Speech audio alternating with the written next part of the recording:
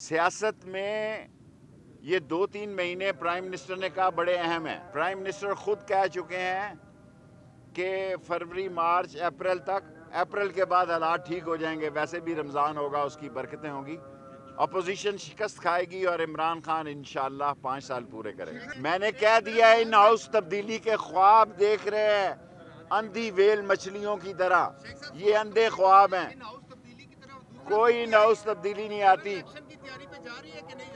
देखें, पार्टियों में थोड़ी बहुत टुक टक होती है, हल्की फुल्की मौसीकी पार्टियों के अंदर होती है, हल्की फुल्की मौसीकी का। और अफसोस ये है कि पार्टियों के अंदर की बातें भी आप मीडिया वाले निकाल लेते हैं।